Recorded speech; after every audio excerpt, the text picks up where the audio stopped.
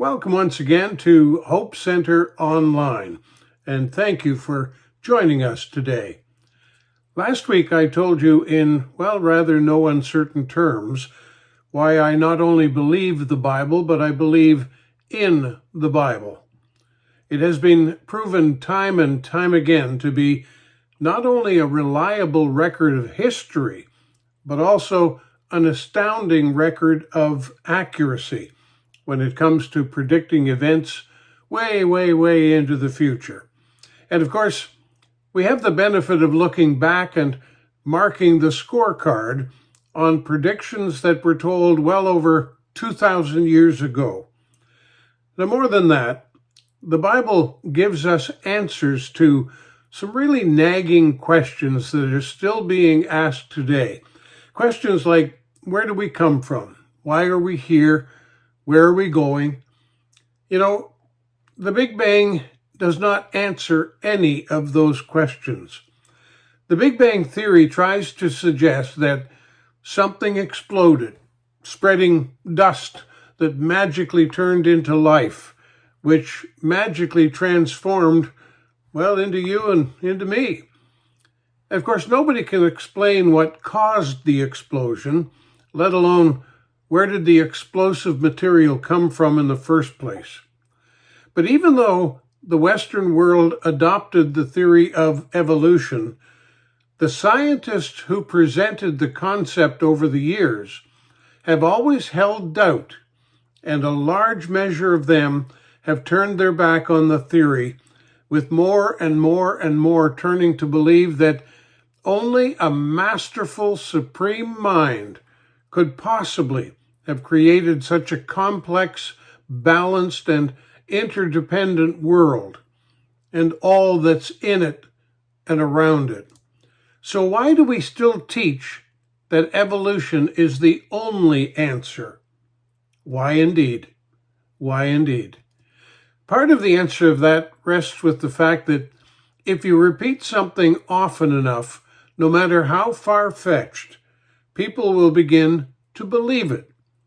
And surely that can't be the only reason why. Surely there have been people who questioned it over the years. I know people who've studied it, and scientists will tell you honestly that the theory of evolution can never, ever be proven. It's a simple fact, a simple law of science, that the only proof is to witness one life form changing into another. And the problem is, of course, that science says that such changing would take millions of years. And I don't know about you, but nobody lives that long to witness it happen. And without visible proof, scientists agree, it will remain a theory. So again, I ask, why do people in our culture accept it as fact? Well, the key to that question is understanding the people in our culture. You see, they have no proof, and frankly, there are very few who even understand the theory. But the overriding reason why people believe it is because they desperately want it to be true. They want it to be true because they don't want the alternative. They are willing to believe anything except God. You heard me right. People would rather believe in nothing than accept the truth of God. Now, last week, I kind of half-jokingly suggested that a lot of people blame that on Prime Minister Trudeau. And I say jokingly, of course, because they do, and partly it's true. No, I'm not talking about Justin Trudeau, get blamed for everything these days. No, I'm talking about his father, Pierre Elliott Trudeau. Let me explain. Pierre Trudeau was a cabinet minister under Prime Minister Lester Pearson. He served as the Minister of Justice, a position he used to rocket himself to the top of the Liberal Party, and eventually he replaced Lester Pearson. He introduced what was called the Criminal Law Amendment Act, a huge, multifaceted law that changed Canadian society, and some say changed it forever. That omnibus bill, they call those big ones, touched on the decriminalization of homosexual acts between consenting adults. It touched on the legalization of contraception, simplifying divorce laws, abortion, public lotteries, along with a whole host of other controversial issues. And during the campaign for his landmark bill, Trudeau used one memorable line as the foundation for his meteoric rise to power and to prominence. He said this, and I quote, "There's no place for the state in the bedrooms of the nation." And with that, the law was changed, and Trudeau became a kind of folk hero, riding a wave of popularity that became known as Trudeau-mania. Trudeau did not create anything. What he did was he sanctioned something. By saying people should be free to do whatever they wanted in their bedrooms without being judged under law, he gave people permission to do what they wanted to do. There was never any reference to God, but our society was set free to do what they wanted, and many included freedom from judgment, any judgment, including judgment by God. If nothing else, Trudeau was a brilliant politician. He understood that people will vote for you if you give them what they want. And that became his election strategy. Give them what they want, and if you didn't have anything to offer, then warn the people what they don't want.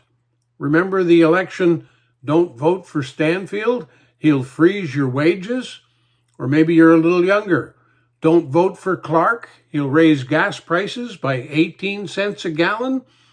You see, just as Trudeau tapped into the perfect election issue, the theory of evolution gives people an alternative as justification for anything but God. They did not have to actually believe in the theory. They didn't even have to understand it. They just wanted an alternative that freed them to do what they wanted, that freed them from being judged.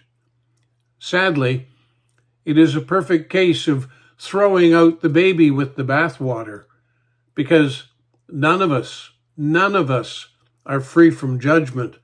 It's just that much of our society is actually ignoring the truth. Believing in God means we believe in God's rules and we surrender to his judgment, like it or not. You see, his rules and his pending judgment is clearly spelled out in the Bible. It is the book of life, the owner's guide, and the user's manual all rolled into one. You can't pick the parts you like and ignore the rest. So if you were competing in the rat race of life, you would prefer to make your own rules. And that makes it easy in a dog-eat-dog world where most believe it is every man for himself. Even a cursory read of the Bible, and you see pretty plainly what God describes is completely the opposite. Instead of survival of the fittest, which is also, by the way, a fundamental requirement in the theory of evolution, instead of that survival of the fittest, God calls us for love. Not just any love, but of unconditional love. Love that extends to your neighbor as yourself. Love even offered to your enemies. I know, seems too simple. But yes, we are free to choose, but once we choose to follow, it's not easy. They say life is like a game of chess. The problem is most people don't know how to play chess. And like the Bible, The instructions for chess are, well, frankly, they're really hard to follow. Most people today are playing checkers in a world of chess. If you really want to win at life, the more you understand the instructions, the better. Look at our society today. I mean, really look, an honest look. How's it working for you? Better still, let me ask those who were born after 1990. Is this a fair, kind, loving world? Or is it really something else? If you're looking to religion to provide comfort, I do not recommend Christianity. Christianity is about surrender, not about comfort. We are transformed by Jesus, transformed to be more like him, not the other way around. And many of you have had bad religious experiences. I know, because I also have had bad religious experiences. But let's be clear, those bad experiences were all with people, not with God. Think about it. Even Jesus had bad religious experiences. His were so bad, in fact, it was the religious leaders who killed him. I keep trying to reach you to understand that it is not church you need to seek. It is Jesus. And once you surrender to him, he will guide you the rest of the way. And yes, that might include other people. That may include church. But it must be a relationship with him, a loving relationship with others who get it, and together you follow him. The bottom line, people will let you down. You might even let others down.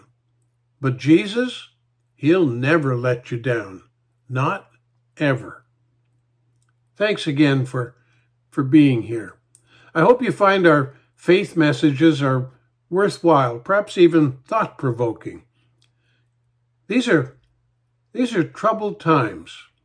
We live in a culture that has turned its back on God, a culture that is losing patience, worse, a culture that is losing hope. Let's lean on each other. Let's be there for each other, the way that God intended. Not every man for himself, but every man united in faith. You'll find the details in the book, the one they call the Good Book. Read the Bible as if you were digging for gold, because you are. I hope you'll come back next Sunday, same time, same place, for Hope Center Online. Please check our website for more and get involved in our programs at hopecenter.ca, or perhaps even in person at Hope Center on Church Street in Pugwash. Until then, of course, may you be blessed here today and forevermore. Amen.